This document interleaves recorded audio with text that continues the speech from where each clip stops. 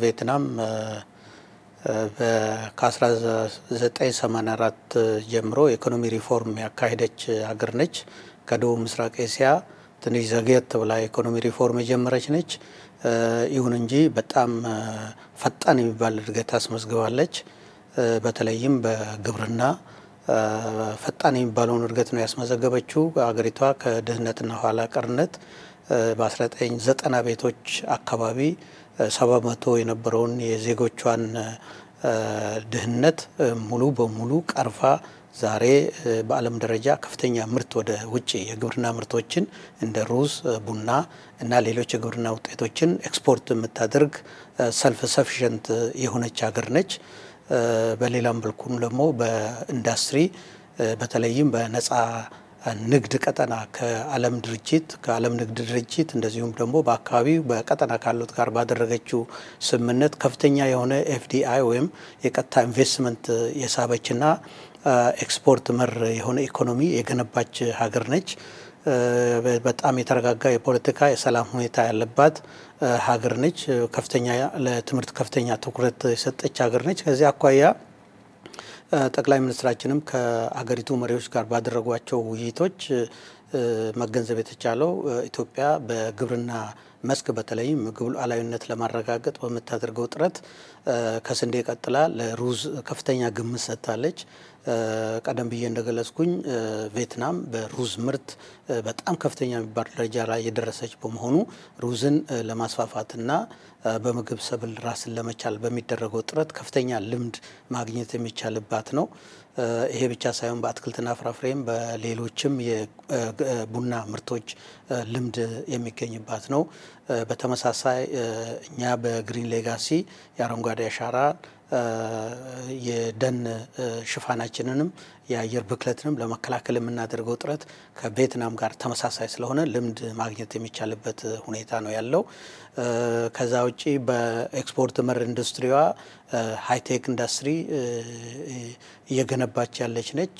ኤክስፖርትም በጣም ከፍተኛ ነው። በተለይም ኤሌክትሮኒክስ፣ የቴክስታይል እና የመጫሚያ ምርቶች ከፍተኛውን ቦታ የሚይዙ ናቸው።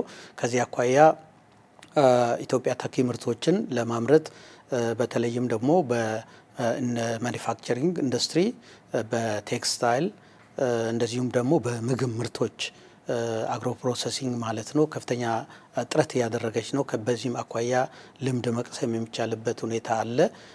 ከቪየትናም የኢንዱስትሪ ፓርኮችን በስፋት ያስፋፋች ሀገር ነች።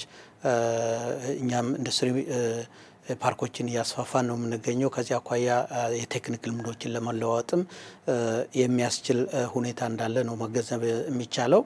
ይሄ ብቻ ሳይሆን ቪየትናም በጣም ውብ ሀገር ነች። ሰፊ የመስህብ ስፍራ ያለባት ሀገር ነች እና ብዙ ቱሪስቶችን የምታስተናግድ ሀገር ነች። ኢትዮጵያ ከ5 የኢኮኖሚ ፒላሮች ቱሪዝም ሌላው መስክ ነው። ከዚህ አኳያ ሁለቱ ሀገሮች ልምድ ለመቀያየር የሚያስችሉባቸው ሁኔታዎች አሉ። በተለይም ደግሞ የኢትዮጵያ አየር መንገድ በቅርቡ ሃኖይ ቀጥታ በረራ ይጀምራል፣ ስምምነትም ተደርጓል። ከዚህ አኳያ አፍሪካን ከቪየትናም ጋር ለማገናኘትም ኢትዮጵያን ከቪየትናም ጋር ለማገናኘትም እንደ ድል ሆኖ የሚያገለግል ነው። ጠቅላይ ሚኒስትራችን ከሁሉም የሀገሪቱ መሪዎች ጋር ሲያደርጉ በነበረው ውይይትም መገንዘብ የተቻለው ከአፍሪካ ጋር በጣም ለመወዳጀት ከፍተኛ ፍላጎት አላቸው። ከኢትዮጵያም አንዳንድ ኢንዱስትሪዎች ጀምሩ አሉ። እንደ ሐዋሳ ኢንዱስትሪ ፓርክ አካባቢ ጀመሯቸው አሉ። በኢንዱስትሪ ምርቶች ባለሀብቶችን አግኝተው ጠቅላይ ሚኒስትሩ ባደረጉት ውይይትም አሁን ባለው በቀጠና ባለው የታሪፍ ሁኔታ ኢትዮጵያ ውስጥ ኢንቨስት ለማድረግ ፍላጎት አላቸው። ጠቅላይ ሚኒስትሩ ማበረታቷቸዋል። የኢትዮጵያ ሁኔታም የሚመች ነው። አየር መንገዳችን ቀጥታ በረራ ሲጀምር በቱሪዝምም በማኒፋክቸሪንግም በኤፍዲአይም ከፍተኛ ልምድ ለመቀያየር የሚያስችል የቪየትናም ባለሀብቶች ወደ ኢትዮጵያ መጥተው ኢንቨስት ለማድረግ የሚያስችል ሁኔታዎች አሉ። ስለዚህ ሰፊ ልምድ መውሰድ የሚቻል እንደሆነ መውሰድ ይቻላል። በጥቅሉ አጠቃላይ በተደረገው ውይይት በንግድ፣ በኢንቨስትመንት፣ በትምህርት አብሮ ለመስራትና ኢትዮጵያን ደግሞ የአፍሪካ ዋና መግቢያ አድርጎ ለመጠቀም ከፍተኛ ፍላጎት አላቸው። ኢትዮጵያን በኤሲያ በመታደርጋቸው ግንኙነቶች ቪየትናምን እንደ ስትራቴጂክ አጋር በመውሰድ ከሌሎች ጋር ለመግባት መጠቀም እንደምትችል ነው እነሱም ያብራሩት። ስለዚህ በጣም ጥሩ የነበረ ውይይት ነው የነበረው፣ ጥሩ ቆይታ ነው የነበረው። በከተማ ግንባታም የተለያዩ አካባቢዎችን ጠቅላይ ሚኒስትራችንና ልኡካቸው ጎብኝተዋል። በተለይም የኦሽን ፓርክ የሚሉት እኛ የጀመርነው የኮሪደር ልማት በክልል ከተሞችም በአዲስ አበባም የተጀመረውን የኮሪደር ልማት ለማስፋፋትና ይበልጥ ለማጎልበት የበለጠ ደግሞ ለማዘመንም የሚያስችሉ ልምዶች ለመቅሰም የሚያስችል ውይይቶችና ጉብኝቶች ነው የተደረገው።